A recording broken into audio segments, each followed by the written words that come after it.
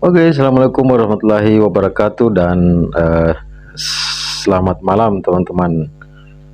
Kita akan coba mengulas atau sedikit membahas tentang Partai Golkar hari ini yang lagi ramai gitu ya, atau semacam adanya prahara di tubuh Golkar menjelang pemilu 2024 yang tinggal beberapa bulan lagi gitu.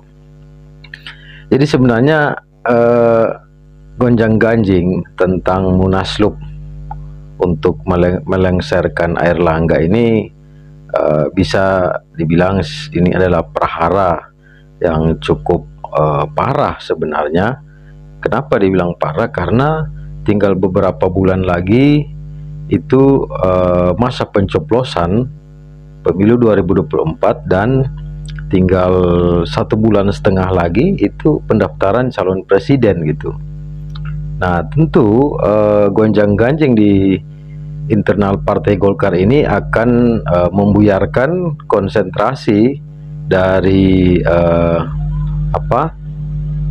target-target Partai Golkar untuk fokus meraih suara atau mencari tambahan elektoral gitu.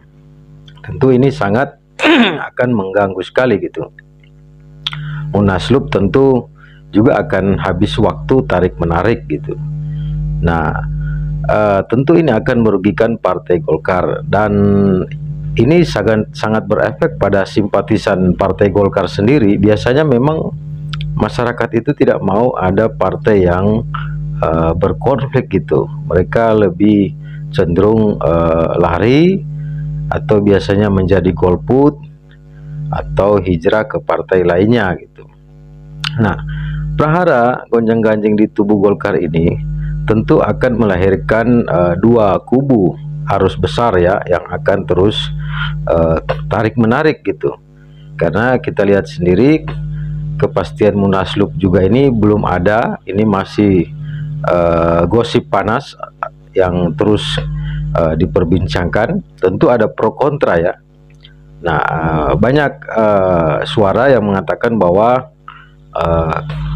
Luhut Binsar Panjaitan yang akan menjadi ketua gitu dalam jika terjadi Munaslup. Ada juga yang mengatakan Bahlil gitu. Nah, tentu hal ini Airlangga sebagai ketua umum hari ini, ketua umum yang sah, tentu tidak akan membiarkan hal ini gitu. Airlangga tentu akan melakukan perlawanan. Airlangga dan kubunya ya, pendukung-pendukungnya tentu akan melakukan perlawanan untuk mempertahankan posisi mereka di posisi ketua dan yang sedang berkuasa di internal Partai Golkar hari ini. Nah, resikonya jika dua arus ini terlalu kuat, sangat mungkin Partai Golkar akan terjadi kembali dualisme seperti yang pernah terjadi dalam beberapa tahun lalu. Golkar sempat mengalami dualisme juga gitu ya. Nah, dualisme ini rata-rata itu akan merugikan partai.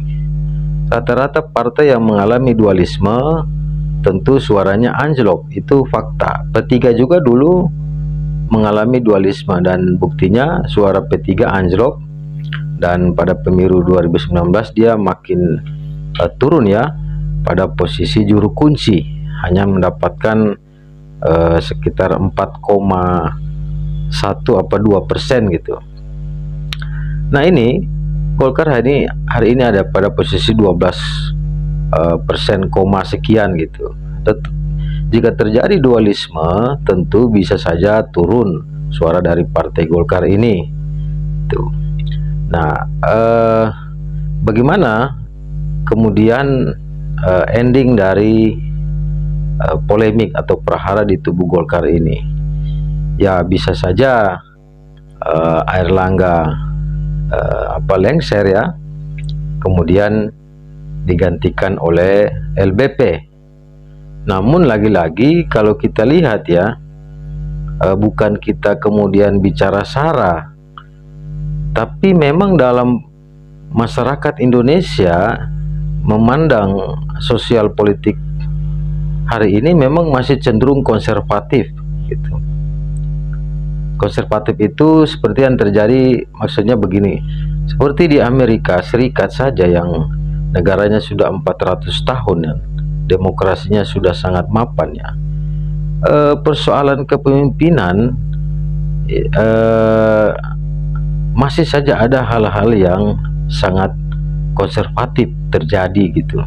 Seperti begini, sangat sulit di Amerika jika seorang yang beragama Katolik itu akan menang atau didukung oleh warga Amerika yang mayoritas itu adalah Kristen Protestan dan Anglo-Saxon. Itu sangat sulit gitu. Jadi kalau tidak salah ya, Presiden Amerika yang beragama Katolik itu baru satu orang apa ya, kalau nggak salah itu John Kennedy gitu, dan sisanya adalah Kristen Protestan dan dari ras Anglo-Saxon. Jadi memang persoalan keagamaan itu masih sangat menjadi isu sensitif di masyarakatnya. Memang gagasan Amerika inginnya demokrasi dan liberalisme, tapi sebagian masyarakatnya ternyata masih konservatif dalam memilih pemimpin gitu. Nah, bagaimana efeknya jika Luhut Binsar Panjaitan ini menjadi ketua Golkar? Kalau kita pelajari sejarah Golkar, hampir sulit kita temukan ya.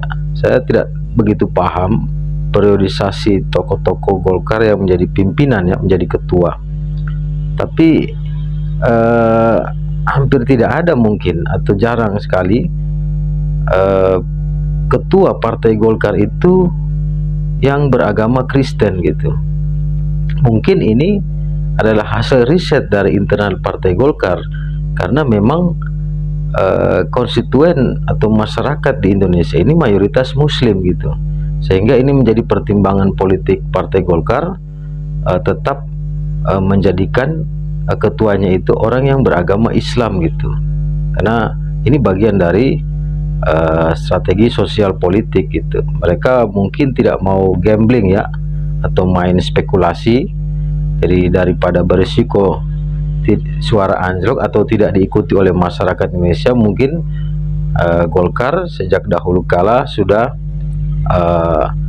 sangat matang menghitung hal ini gitu. Golkar memang partai nasionalis yang moderat gitu, tapi dalam hal politik Golkar tentu sangat pragmatis dan sangat berhitung dengan matang gitu, bahwa mereka tidak ingin kehilangan konstituennya atau kehilangan calon-calon pemilih baru di partai Golkar gitu. Nah, bagaimana jika seandainya Luhut atau LBP ini yang menjadi ketua? Apa kira-kira reaksi dari konstituen partai Golkar atau simpatisannya atau calon-calon pemilih baru di partai Golkar?